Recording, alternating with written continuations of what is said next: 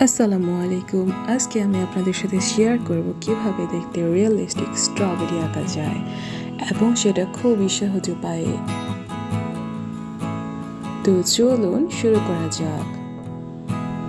এখানে প্রথমে আমি নিয়েছি A5 300 GSM অ্যাক্রিলিক প্যাড। তারপর প্যাডের চারপাশটা আমি মাস্কিং টেপ দিয়ে কভার করে নেওয়ার জন্য মাস্কিং টেপটাকে কেটে নেব, কারণ আমার মাস্কিং টেপটা একটু বেশি চওড়া ছিল। মাস্কিং টেপটা কেটে নেওয়ার পর আমি প্যাডের চারপাশটায় সুন্দরভাবে এটাকে সেট করে নিব। মাস্কিং টেপটা সেট করা হয়ে গেলে আমি এখানে ব্ল্যাক কালার দিয়ে পুরো পেজটাকে কভার করে নিব।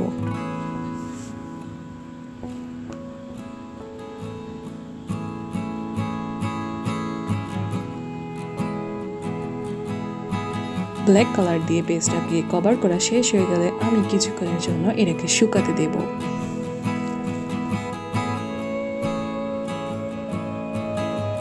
পেজটা শুকিয়ে গেলে আমি রেড কালার নেব এবং স্ট্রবেরি শেপে একে একে সবগুলো স্ট্রবেরি এঁকে নেব। এখানে বোঝার সুবিধার্থে আমি প্রথম স্ট্রবেরিটাকে একটু স্লো মোশন করে এঁকেছি।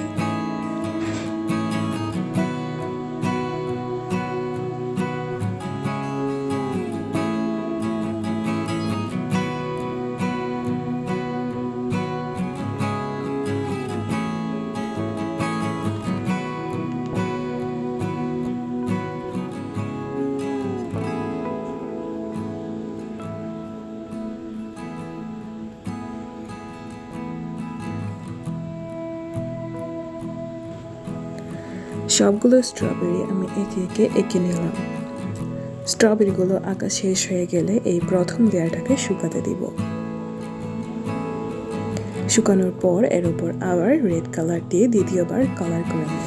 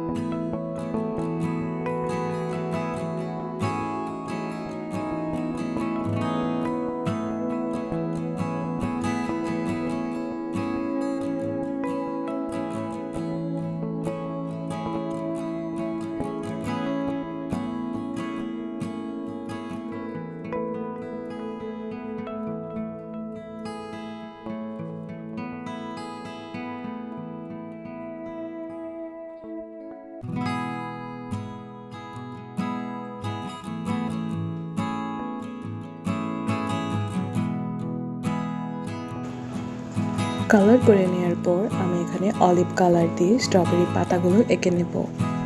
একে একে সবগুলো পাতা আমি এঁকে নেব।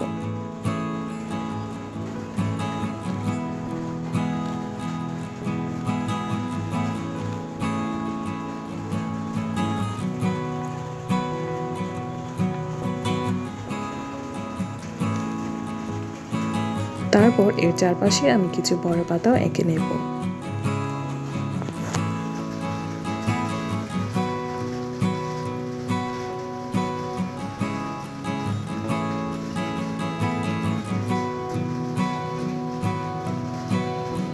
প্রথম লেয়ার শুকানোর পর আমি অলিভ কালার এবং ইয়েলো কালার মিক্সড করে এর উপর দ্বিতীয়বার কালার করে দেব।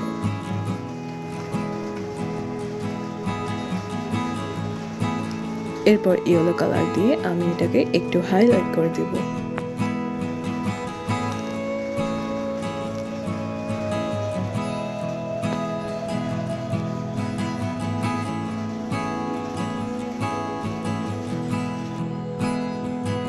এরপর আমি ব্ল্যাক কালার নিয়ে রাউন্ড ব্রাশ দিয়ে তিলের মতো করে স্ট্রবেরির উপর এঁকে নেব।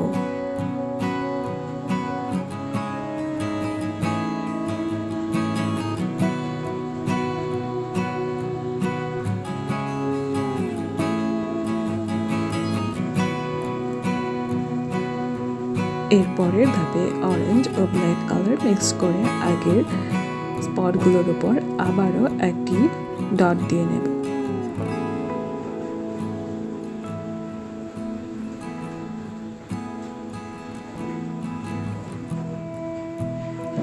সবগুলো স্ট্রবেরি আমি এভাবে কভার করে নেব। এরপর আমি অল্প করে হোয়াইট কালার নিয়ে আগের ডটগুলোর চারপাশে বর্ডার করে নেব। এভাবে একে একে সবগুলো স্ট্রবেরিতে আমি বর্ডার দিয়ে দেব। প্রত্যেকটা স্ট্রবেরিতে আমি আলাদা আলাদা প্লেসে বর্ডারগুলো দিয়ে দেব।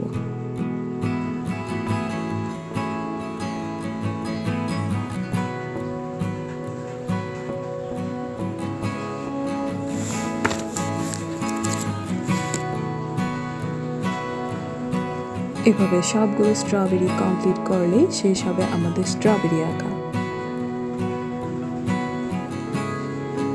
সবশেষে সবচেয়ে স্যাটিসফাইং পার্ট হবে মাস্কিং টেপ উঠিয়ে ফেলা।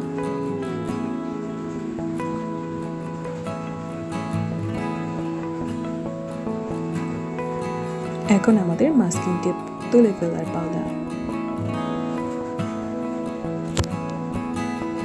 আশা করি ভিডিওটি আপনাদের একটু হলেও উপকারে আসবে। আজকের মতো বিদায়, বাই।